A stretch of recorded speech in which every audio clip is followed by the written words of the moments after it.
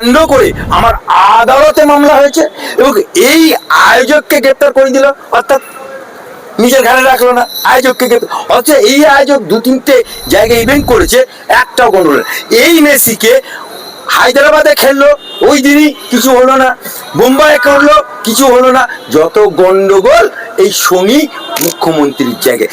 তাই আমার হাইকোর্টে মামলা হয়েছে, মেসিকে আমরা হাইকোর্ট ফ্রিতে দেখিয়ে দেবো পাবলিককে। মেসিকে নোটিশ করে এই হাইকোর্টে আসবে আসামি হিসাবে, সেদিনকে মেসিকে বাংলার মানুষকে ফ্রিতে আমরা দেখিয়ে দেবো। মেসিকে দেখতে না পেয়ে জনগণ যারা পাবলিক গিয়েছিল 10,000-12,000 টিকিট কেটে, তারা একদম সরলেকের ষষ্ঠী পুজো করে দিয়েছিল। কি বলবেন এই প্রসঙ্গে? দেখুন, এটা মমতা ব্যানার্জির সরকারের শনির দশা চলছে। শনি যখন আসে তখন সবাইকে জড়িয়ে নিয়ে আসে। তা মমতা ব্যানার্জি এখন শনি হয়ে গেছে, উনি যে কাজেই হাত দেবেন সেটাই চিচিং ফাঁক হয়ে যাবে। আপনি দেখুন, হুমায়ুনে হাত দিল, চিচিং ফাঁক, হুমায়ুনকে বাদ দিল, হুমায়ুন রাতারাতি লক্ষ মানুষের মুসলমানদের মসিয়া হয়ে গেল, অর্থাৎ শনির দশা মমতার কপালে ঢুকে গেল। আবার তারপরে 6 তারিখে হুমায়ুন বেলডাঙ্গাতে শিলান্যাস করছে, লক্ষ মানুষের ভিড়, এদিকে মানুষের ভিড় হাই রোডে বহরমপুর, এদিকে কৃষ্ণনগর মাঠে ছায়লা, উত্তর দক্ষিণ পূর্ব পশ্চিম খালি মানুষ আর মানুষ। আর মমতা ব্যানার্জি 6 তারিখে কলকাতায় নিজে মিটিং ডাকলো, সে সভাতে লোক নেই। তোমার দেখা নাই রে, তোমার দেখা নাই, মমতা ব্যানার্জির লোক ডাকে লোক নাই রে, লোক নেই। আবার 7 তারিখে সনাতনীদের গীতা পাঠ, সেখানেও লক্ষ মানুষের সমাবেশ। মমতা দেখলো এই তো ভারী মজা, আমার তো ফাটা পাশে মাথা আটকে গেছে, না আমি হিন্দু না আমি মুসলমানদের কারোর পাশে যেতে পারছি না। তখন মমতা ব্যানার্জি সুচতুরে মেসিকে আনার পরিকল্পনা করলো, যে মেসিকে দেখিয়ে আমি লোক জড়ো করব। কিন্তু মেসিকে বিনা পয়সা না 10,000 20,000 করে টাকা নিয়ে মেসিকে দেখার হয়। অথচ এই শর্ট লেখে একদিন বামপন্থের সুভাষ চক্রবর্তী তৈরি করা এই সরলেখ, সে এখানে মারাদোনাকে নিয়ে এসেছিল। সারা বাংলা তখন দেখেছিল, তখন এত টিভি এত মিডিয়া হয়নি, মানুষ কাতারে কাতারে সাদা টিভিতে চোখ লাগিয়ে বসছিল, পেলে এসছিল। কিন্তু একটু গন্ডগোল হয়নি। কিন্তু মেসি আসাতে মেসিকে মানুষ দেখতে পেল না, উল্টে মেসি যখন কলকাতা ছেড়ে চলে যাচ্ছে তখন মমতা বাবু সল্টলেক স্টেডিয়াম থেকে গাড়ি ঘুরিয়ে নিয়ে পালাচ্ছে, পেয়েছে মমতা বাবু, পেয়েছে সল্টলেক থেকে, পেয়েছে কোথায়, পেয়েছে মানুষ খুঁজে পাচ্ছে না। কলকাতা পুলিশ বডি লাইনে না কালীঘাটে না কেন, কোথায় গেছে নৌপাত্তা। কিন্তু সেদিনকে দর্শক অবাক হলো, 20 টাকার পানি 200 টাকা, যেটা বাংলার কোনদিন হয় না। তোমার পাপ্পন 50 টাকার পাপ্পন 300 টাকা, আইসক্রিম 10 টাকার আইসক্রিম 100 টাকা। আবার মেসির জায়গায় দেখতে পেলে কেটা অরূপ বিশ্বাসের ঘুড়ি, শুভশ্রী, অর্থাৎ বাপের জন্মে নেই চাষ, ধানকে বলে দুব্ব ঘাস। বাপের জন্মে তো এরা এরকম মেসি ফেসি দেখেনি, ধানকে বলে দুব্ব ঘাস। ওরা তো জীবনে মেসি ফেসি দেখেনি, তাই মেসিকে দেখে ওরা লোভ সামলাতে পারলো না, ওটাই ঢেকে দিল, পাবলিক দেখতে পেল না, যারা টিকিট কাটলো দেখতে পেল না। অর্থাৎ তাই জনগণ উত্তেজিত হয়ে ভাঙচুর করলো। এবং মমতা ব্যানার্জির একটা অভ্যাস আছে, পাঁচ কথা না ঝাড়ে, যেই কাছে চলে আসবে তেমনি অন্য ঘাড়ে পাঠাবে। যেমন ধরুন, আপনি দেখুন, যে খাদ্য কেলেঙ্কারি হলো, সঙ্গে সঙ্গে বালুর ঘাড়ে চাপিয়ে দিয়ে বালুকে জেল খাটিল। শিক্ষায় দুর্নীতি হলো, সঙ্গে সঙ্গে পার্থ চট্টোপাধ্যায়কে জেল খাটিয়ে দিল। আবার যখন গরু বালি চোরের সমস্ত অভিষেকের নাম জড়িয়ে গেল, সঙ্গে সঙ্গে চরম গুরু বাতাসকে খাড়া করে জেলে পাঠিয়ে দিল।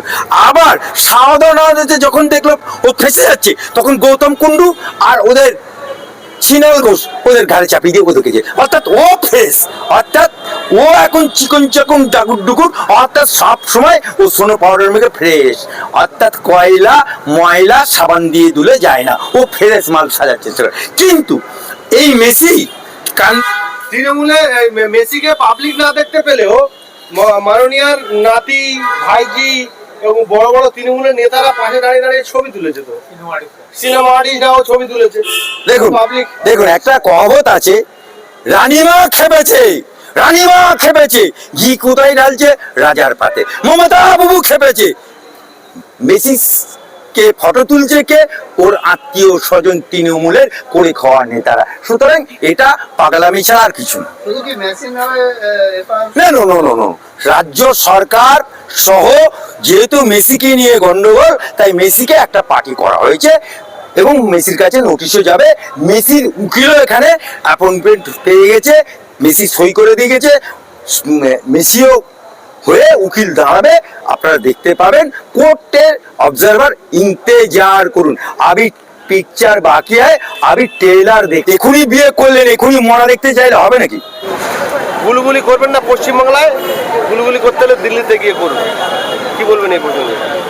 এ ব্যাপারে পশ্চিমবাংলার মুসলমানরা আগামী দিন এর উত্তর দেবেন এবং এই ওয়াকফ সম্পত্তি যারা ভোগ দখল করছে এবং এই ওয়াকফ সম্পত্তি যাদের কাছে আছে তারা এটা নিয়ে বুঝুক। তবে আমরা এই ওয়াকফকে বাঁচাবার জন্য আমরা প্রথম দিন থেকেই লড়াই সংগ্রাম করছি, আন্দোলন করছি এবং আগামী দিনও আমরা আন্দোলন করব, লড়াই সংগ্রাম করব। আমরা সুপ্রিম কোর্টে মামলা পর্যন্ত আমাদের দলের চেয়ারম্যান পীরজাদা নওশাদ সিদ্দিকী সাহেব তিনি করেছেন এবং এই মাননীয় মুখ্যমন্ত্রীর কথাতে যে বা যারাই বিশ্বাস করেছে তারাই ফেঁসেছে। অতএব এটা পরিষ্কার, কেন আমরা ইতিপূর্বে আলিয়া মাদ্রাসা নিয়ে দেখেছি, সেখানে আমরা ফেঁসেছি। আমরা এনআরসি নিয়ে দেখেছি, সেখানে আমরা ফেঁসেছি।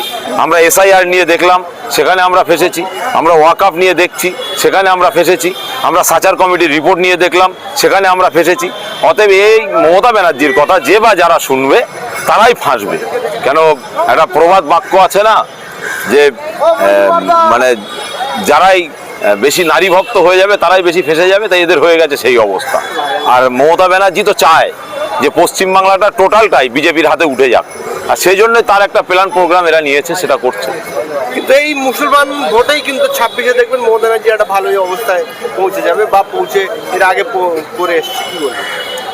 দেখুন, এটা চুরি ছাড়া দ্বিতীয় কিছু নয়। চুরি হচ্ছে, যার কারণেই আজকের এই জায়গা পৌঁছেছে। আপনি হিসাব করে দেখুন না, পঞ্চায়েত ইলেকশনে কি হলো, বিধানসভা ইলেকশনে কি হলো। স্বচ্ছভাবে ভোট করবে সেই ক্ষমতা তো মমতা ব্যানার্জির নেই। অতএব যদি হিম্মত থাকে স্বচ্ছভাবে ভোটটা করুক, পশ্চিমবাংলার মানুষ তার উত্তর দিয়ে দেবে। আজকের এসআইআর নিয়ে কতটা বিরোধিতা করছিল, কিন্তু আবার দেখেননি এসআইআরটা কিভাবে করিয়ে নিল। এটা পরিষ্কার মমতা ব্যানার্জি নাটক, পা ভাঙা দেখিয়ে ভোট নেয়। মমতা ব্যানার্জির যে নাটক, এগুলো পশ্চিমবাংলার মানুষ বুঝতে পারছে। এই যে আপনি বলছেন যে তিনি মিথ্যাচারিতা করেন, মিথ্যা কথা বলে, পুরো মিথ্যাচারী, ভাওতা ছাড়া দ্বিতীয় কিছু নয়। চাকরিগুলো কি হলো? বললো তো সব ব্যবস্থা আমি করে দেবো। বেকার যুবকগুলো কোথায় গেল? তাদের আজকের বাড়ির অবস্থাটা কোথায়? আজকে শিক্ষা, স্বাস্থ্য, কর্মসংস্থানের অবস্থাটা কোথায়? কিন্তু এই মমতা ব্যানার্জি তো বলেছিল। অতএব এই ভাওতাবাজি, 2 নম্বরই ছাড়া দ্বিতীয় কিছু নয়। জানেন তো আজকে 2-1টা গ্রামের ছেলে, একদম বাচ্চা, তারা বলছে, তার যাদের এখনো ভালো করে জ্ঞান বুদ্ধি হয়নি, তারা বলছে তৃণমূলের থেকে বিজেপিকে ভোট দেওয়া ভালো। ভাবতে পারেন? তারা বলছে যে তৃণমূলের থেকে বিজেপিতে ভোট দেওয়া ভালো। এটা সেই ছোট ছোট বাচ্চারা বলছে। এমএলএ নেতারা তো একই কথা বলছে। তাহলে ভাবুন, এটা পরিষ্কার আরএসএস এর প্ল্যান এবং আরএসএস এর আঙুল হিলানিতে এই দিদিমণি চলছে, এটা পরিষ্কার হয়ে গেছে। যেটা আপনি বুঝতে পারছেন বা কিছু মানুষ বুঝতে পারছে, সবাই বুঝতে পারছে, এখন সবাই বুঝতে পারছে দিদির ঘোমটাটা সরে গেছে। আগে ঘোমটা দিয়ে ঘোমটার মধ্যে খ্যামটা নাচ ছিল, সেটা সরে গেছে। এখন মানুষ পরিষ্কার হয়ে গেছে, দুধ কা দুধ পানি কা পানি হয়ে গেছে। তাহলে কি আপনি বলতে চাচ্ছেন যে মুসলিম সমাজ বা মুসলিম ভোট 26-এ মমতা ব্যানার্জির দিকে যাবে? আরে আপনি ভাবুন না, বাংলার মানুষ ভাবছে যে আমি তেজপাতা হব না কারি পাতা হব। এটা বাংলার মানুষ ভাবছে। কারি পাতা খেয়ে নেয় আর তেজপাতা চেটে ফেলে দেয়। অতএব বাংলার মুসলমান সমাজ, বাংলার দলিত সমাজ, বাংলার আদিবাসী সমাজ, বাংলার গরিব খেটে খাওয়া মেহনতি মানুষকে মমতা ব্যানার্জি তেজপাতা বানিয়ে রেখেছে। অতএব তারা ভাবছে যে আমরা তেজপাতা হব না, আমরা এবার কারি পাতা হব।